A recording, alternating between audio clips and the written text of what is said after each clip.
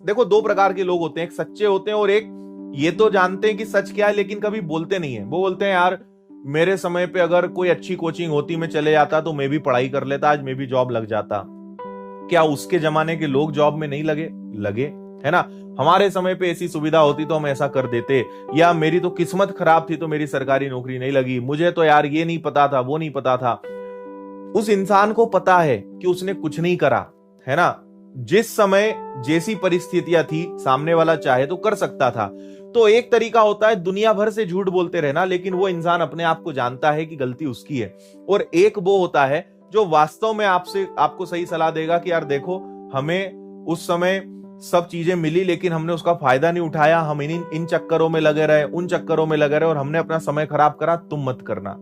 अगर ऐसे लोग आपके पास हैं तो इनकी आपको पूजा पाठ करनी चाहिए, क्योंकि ये जीवन की आपको सही सलाह दे रहे हैं। बहुत पिसाना पड़ेगा, बहुत तपना पड़ेगा, बहुत मेहनत करनी पड़ेगी, तब जाके आपको सिलेक्शन मिलेगा। ये बात ध्यान रखना, इतना आसान नहीं है जितना आसान आप इसको आज समझ रहे हो। जितनी आसानी से आप 2-4-5 घंटे पढ़ के और अपना समय बिंदास बर्बाद कर रहे हो, बाद में पछताओगे, है ना। समय की एक बात होती है कि जब वो बीत जाता है ना, तब उसकी कद्र समझ में आती, तब पता चलता है। फिर लोग बाद में पछताते हैं कि यार काश अच्छे से पढ़ लेते। घर वाले जब सपोर्ट कर रहे होते तो कुछ लोग, मैं आपको बता रहा हूं, 10 में से 1 या 2 लोग ऐसे होते हैं कि जब घर वाले उनका सपोर्ट करते हैं तो वो उसको वास्तव में कन्वर्ट करते हैं, उसका एक्चुअल में फायदा लेते हैं। 10 में से 8 लोग वो होते हैं कि घर वाले सपोर्ट कर रहे हैं ना, अरे बिंदास रहो, कोई टेंशन नहीं, घर वाले अपने साथ हैं। घर वाले ये सोच रहे हैं कि तुम मेहनत कर रहे हो, तुम पढ़ाई कर रहे हो, चलो 1-2 साल का टाइम दे देते हैं, जॉब तो लगी जाएगी भाई, होना है तो 1-2 साल में तो हो ही जाएगा।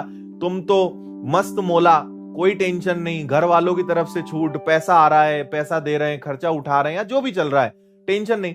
अब 2 साल निकल गए, तुमने तो ऐशो आराम में निकाल दिया। घर वाले बोलेंगे बेटा अब चुपचाप जो जॉब मिले वो लगो, प्राइवेट मिल रही प्राइवेट लगो। लड़कियों को बोलेंगे अब तुम्हारी शादी होगी, अब हमको जो है अपनी जिम्मेदारी निभाना है। तब लोग गिड़गिड़ाते हैं, उनके पैरों में पड़ते हैं कि अरे ऐसा मत करो, हमको थोड़ा टाइम और दे दो। तो वो बोलेंगे कि इतने साल से तुम क्या कर रहे थे, 2 साल तुमको दे दिए, इतना समय दे दिया, तब तो इसका मतलब तुम मक्कारी कर रहे थे। तो तुम जब उस समय नहीं सुधरे तो आगे क्या सुधर जाओगे। तो अधिकतर लोग अपना जीवन इसी चक्कर में बिगाड़ लेते हैं कि जब सब सही माहौल मिलता है, जब सब सपोर्ट कर रहे होते हैं, जब सारी चीजें सही होती हैं, तो वो अपने 7वें आसमान पे होते हैं, अलग ही जीवन के ऐशो आराम चल रहे होते हैं। और जब परिस्थितियां बिगड़ना चालू होती है, आप देखना बहुत टैलेंटेड लोग, बहुत शानदार शानदार लोग 8-8, 10-10, 15-15 हजार रुपए में घिसा रहे हैं। इसलिए नहीं घिसा रहे हैं कि उनकी किस्मत बेकार थी, वो इसलिए घिसा रहे हैं क्योंकि सही समय पे डिसीजन गलत लिया उन्होंने।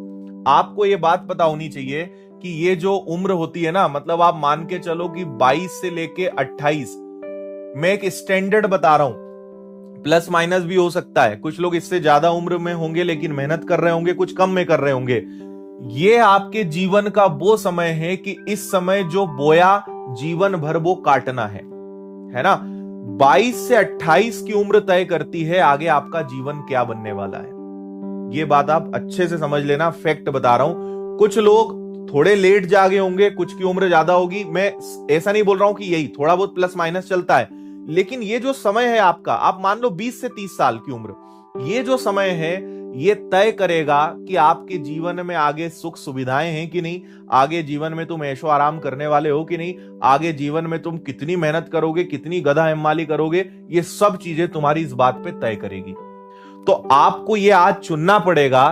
ये मत चुनो कि आज क्या करना है, आप ये चुनो कि मुझे फ्यूचर में क्या चाहिए। फ्यूचर में मेहनत करनी है, आज खूब ऐशो आराम करो, आज खूब जीवन के आनंद लो।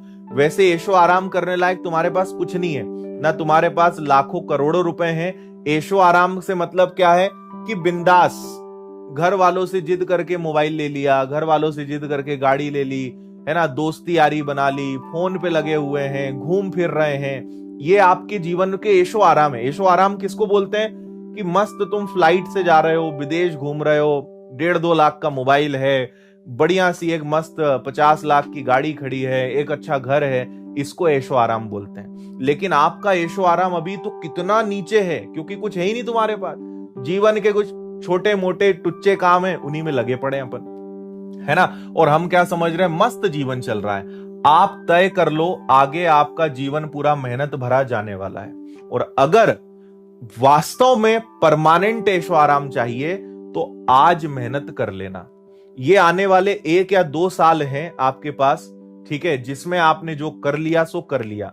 और 2-4 साल आप ले लो, जो कर लिया सो कर लिया, जो बो दिया सो बो दिया। फिर तुम्हें बस काटना ही है। अच्छा बोगे अच्छा मिलेगा। बीज इतना सा होता है, फसल कितनी देता है? एक बीज में 1 बोरा भर के फसल देने की ताकत होती है। तो अगर तुमने सही बीज लगाया है, 1 रुपया लगाया है, वो कल को तुमको 1 लाख बन के मिलेगा। और कुछ बोया ही नहीं है, मक्कारी करिए, लापरवाही करिए, तो फिर फसल भी तुम्हें कैसी मिलेगी समझ लेना।